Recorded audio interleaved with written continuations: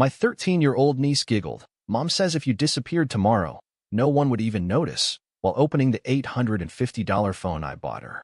All 30 guests laughed, except me.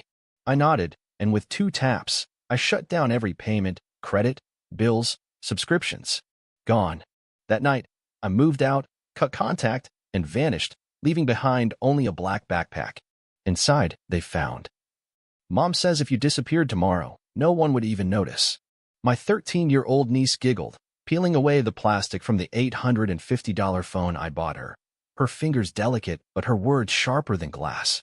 Around us, the living room pulsed with the chatter of my family, a gathering of 30 voices, each one too loud, too careless.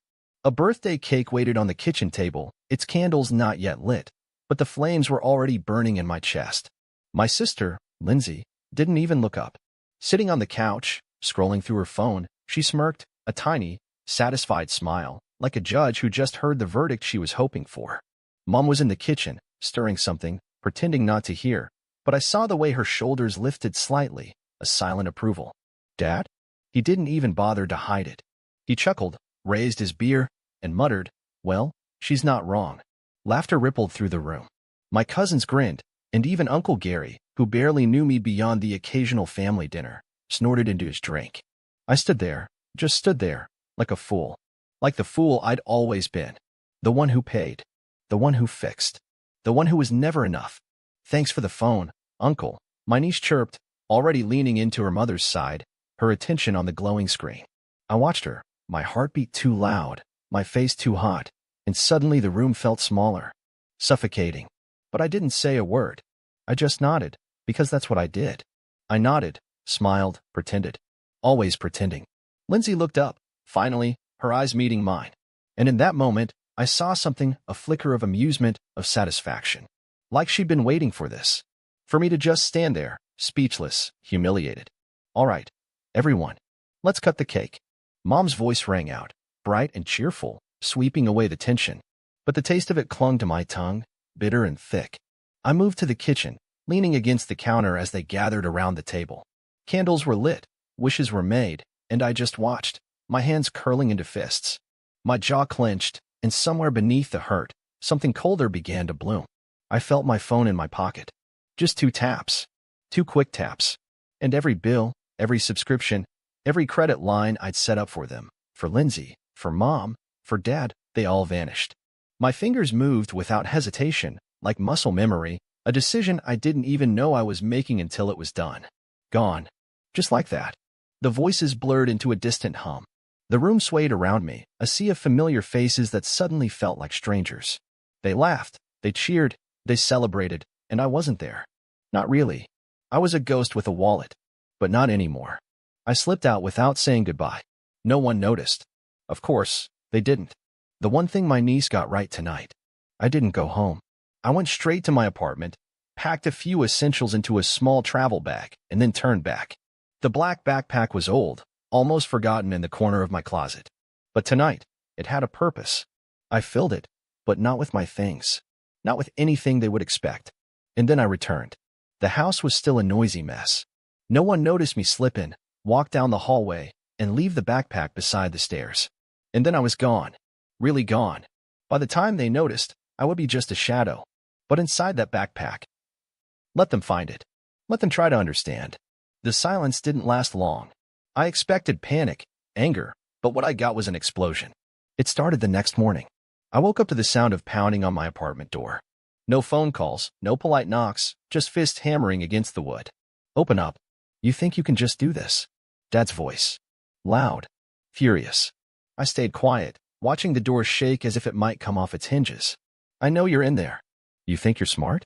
You think you're better than us?" His voice cracked, not just with rage, but with something else, fear. I stayed silent. I wasn't playing this game. Eventually, the pounding stopped. I heard his heavy footsteps retreat, a muffled curse, in the slam of his car door. But it wasn't over. Not by a long shot. 20 minutes later, my phone buzzed. A text from Mom. Just one line. "How could you do this to your own family?" I didn't reply. An hour later, Lindsay tried. This time it was a call. I watched her name flash on the screen and let it ring. Then another. And another. 6 calls in a row. Finally, a message. You think you're so clever? You think we can't live without you? Fine. See how long you last without a family. I read it and smiled. Was that supposed to be a threat? Or a promise? But the real storm came that evening. I was just stepping out of the shower when I heard the sound of a key in the lock. I froze. No one should have a key to my place. No one except. The door burst open. Dad stormed in, red-faced, sweat beading on his forehead, Mom right behind him, her eyes wide and frantic. You think you can just lock me out? Dad bellowed. Get out, I said, my voice calm but cold. Get out? Get out? This is what you've become. Mom's voice was shrill, almost hysterical. Abandoning your own family? We raised you. You used me, I corrected, leaning against the kitchen counter, still drying my hair. There's a difference. Dad stepped closer, his fist clenched. You ungrateful little troublemaker. Try it. The words were out before I even thought. Calm. Solid. A challenge. His hand trembled, but it didn't move. We both knew the truth. He wasn't a fighter, never was. He was a bully who hid behind words, who shouted to hide his own fear. What did you do? Mom's voice broke. The cards don't work. Lindsay can't pay her bills. The mortgage, it's all gone. That's right, I nodded. Everything I paid for. Everything I managed. It's over. Dad laughed, a bitter, humorless sound. Oh, you think you're so powerful? You think we need you? Seems like you do. I shrugged. Since you broke into my apartment just to beg. Beg. He snarled. You think we're begging? You think. Enough. I snapped, the words slicing through his tirade. Enough. I'm done. Mom stepped forward, her hands outstretched. Please. This is your family. We're all we have. All you have, I corrected. I'm done being your safety net. Your bank. Your doormat. Dad's face twisted. You little pest. I raised a finger. Get out. Now. You can't do this, Mom whispered, tears welling up. This is cruel. Cruel. I laughed. Cruel is telling your son he's worthless while spending his money. Cruel is using me like a tool and laughing behind my back. Dad stepped forward again, but I didn't flinch. This time, he stopped. His shoulders slumped. You'll regret this, he muttered. You'll come crawling back. I won't, I said, my voice like steel. They left, slamming the door behind them. But as I listened to their footsteps fade, I knew this wasn't the end. The next day, they tried another tactic. Lindsay showed up at my office. I saw her through the glass, her face pale, eyes puffy from crying. My boss looked confused, then uncomfortable as she began waving at me. I stayed at my desk. Sir, there's a woman here. She's nobody. I didn't even look up. But she didn't leave. I watched her talking to the receptionist, her voice rising, her hands shaking. Then security stepped in, guiding her out. I knew she'd be back. That night, another knock. My landlord. There's a bit of a situation. He shifted awkwardly.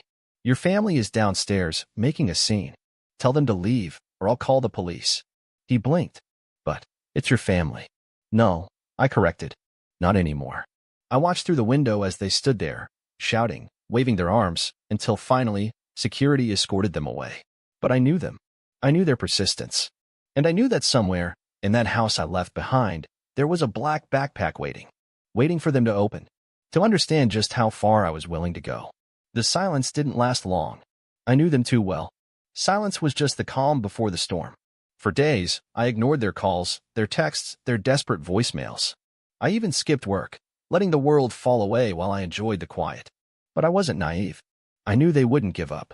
It started with Lindsay's tantrums. Messages full of venom, blaming me for everything.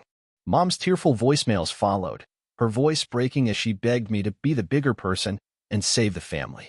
And then came Dad.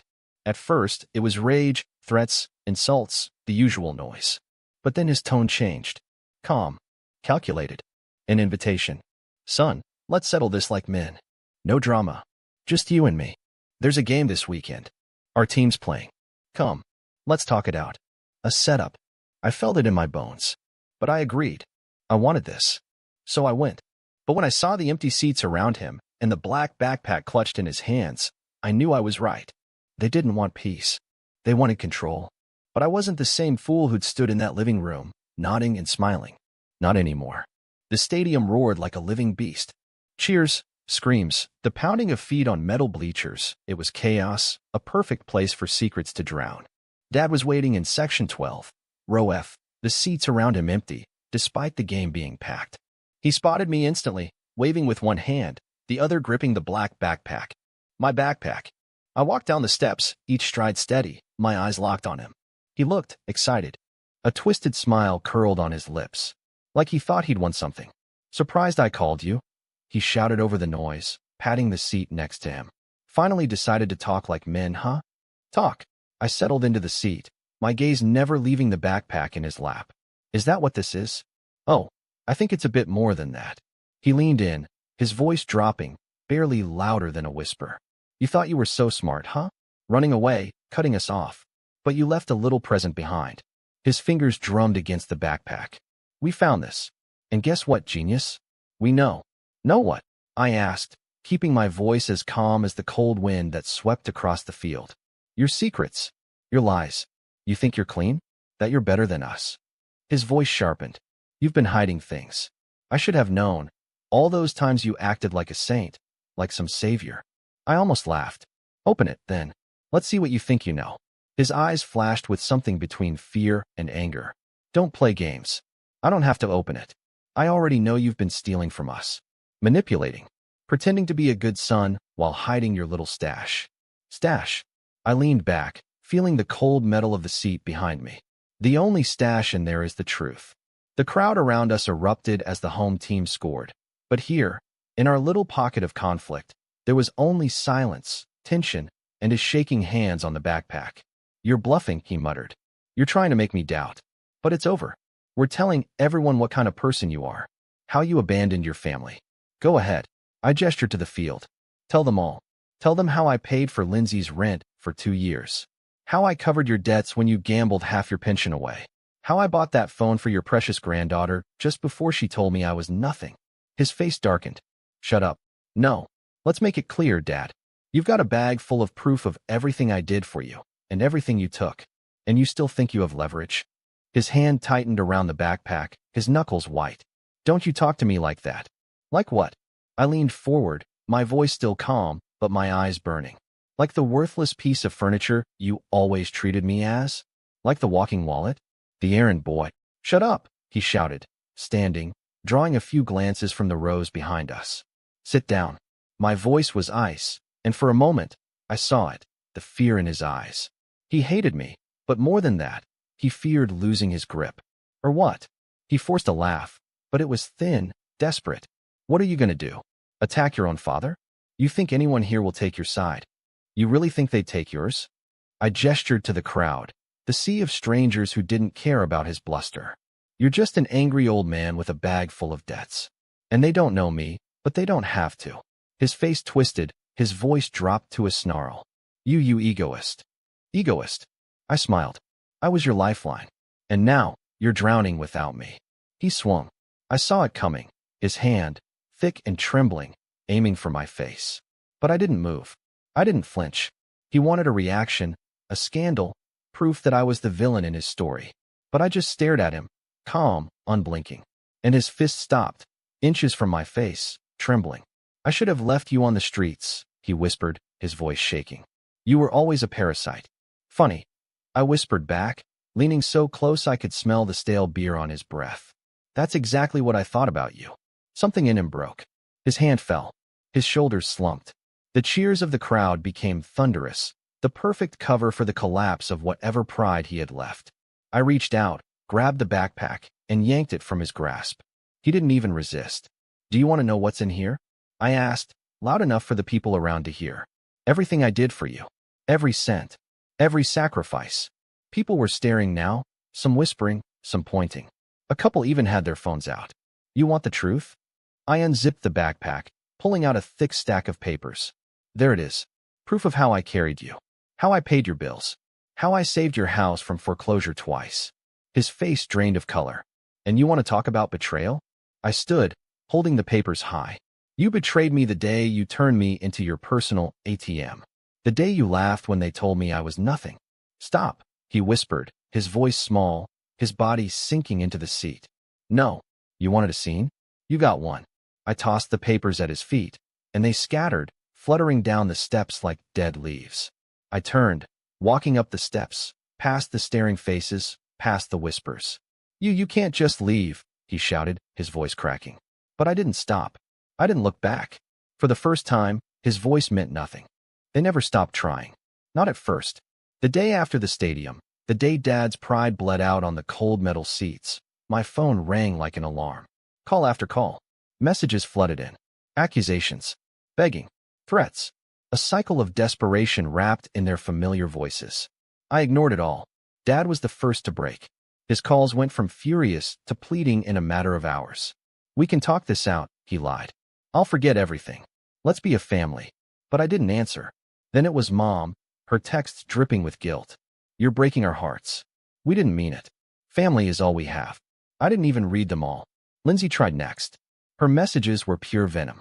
"You're a coward. A selfish, worthless coward. You've ruined everything." Then, "Please, just talk to me." I didn't mean it. I was scared. "Don't do this." But I did. Silence. That was my answer. That was my revenge. They didn't understand it at first. They thought I was bluffing, playing some cruel game. But as the days bled into weeks, as the bills they once ignored began piling up, as their friends stopped taking sides, they finally understood. They couldn't reach me. The landlord at their house called me, stuttering, trying to explain that they hadn't paid the rent. I told him that wasn't my problem. Mom sent me a photo of the family sitting in the dark, a single candle flickering on the table. "We have nothing left." I deleted it without a second glance. One evening, as I was walking back from the grocery store, I saw him. Dad, standing outside my building, pacing like a madman. His face was pale, his hands shaking, that familiar fire in his eyes replaced with something else. Fear. He saw me, his face lighting up with twisted hope. He rushed forward. "Listen, you can't do this. You're my son." "No, I didn't slow down. I was your wallet." He stepped in front of me, his voice cracking. "We raised you. We gave you everything. You used me." I looked him dead in the eyes. "And now you have nothing." I tried to step around him, but his hand shot out, grabbing my arm. "You don't get to do this." His voice was a snarl, the old anger bubbling to the surface. "You think you're better than us? You think you can just walk away?" "I know I can." I pulled my arm free. And I did. He swung at me. Slow. Weak. I didn't even flinch. His fist glanced off my shoulder, more like a desperate shove than a punch. He stumbled, catching himself against the side of the building, gasping. "Pathetic." The word slipped out like a breath. His face twisted, that familiar rage flaring. "You'll come crawling back. You always do. You're nothing without us." I laughed. Loud. Sharp. It echoed down the quiet street. "I was nothing with you," I said, turning my back. I walked away. I didn't look back. That night, I threw my phone into the bottom drawer of my desk and left it there. The messages, the missed calls, they piled up, but they couldn't touch me. A week later, I got a letter in the mail. Handwritten. Shaky script. "Mom, please. Your father is getting sick. Lindsay is losing her mind. We're falling apart. You're the only one who can fix this. Please come home." I crumpled it without reading the rest. They were falling apart? Good. Because for the first time, I wasn't. I didn't move. I didn't change my number. I didn't hide. I stayed exactly where I was, but I stopped being part of their world. And their world crumbled without me. Lindsay's friends stopped answering her calls. Mom's distant relatives, the ones who used to send polite Christmas cards, ignored her now. Dad, he lost his temper at work one too many times and got fired. But I didn't care. I didn't watch. I lived. I cooked for myself, slept peacefully, went for long walks without worrying about incoming messages demanding my time, my money, my life. They were just voices now, ghosts I'd left behind in a burning house. And I was free. Months passed, and silence became a friend. I woke up when I wanted, ate meals without guilt, spent weekends exploring the city I'd once ignored, feeling freedom in every quiet moment. Sometimes I'd catch myself expecting the familiar buzz of desperate texts, the suffocating guilt, the frantic voice demanding I fix their chaos. But it never came. I had done the impossible. I buried them, not in the ground, but in my life. I walked down Main Street one crisp autumn morning, past the cafe where I'd bought overpriced cakes for Lindsay's birthday, the boutique where I'd spent a fortune on gifts, the restaurant where I paid for family dinners, where I was always so generous until I wasn't. Ghosts. Just ghosts. On the corner, a street musician played a slow, aching melody. His voice was rough, fingers dancing over the strings, a voice that didn't try to be perfect, only honest. I stopped, letting the music wrap around me. It wasn't about love. It wasn't about heartbreak. It was about letting go. The world moved around me, busy and alive. I stood still, breathing it in. When the song ended, I tossed a 20 into the open guitar case. The musician nodded, and I smiled. Not because I had to, not because someone expected it, but because I wanted to. And that was the difference. I didn't need them. I never did. I walked on, each step lighter, each breath easier. As the sun dipped below the rooftops, painting the sky in amber and crimson, I felt it, a quiet certainty. I was free.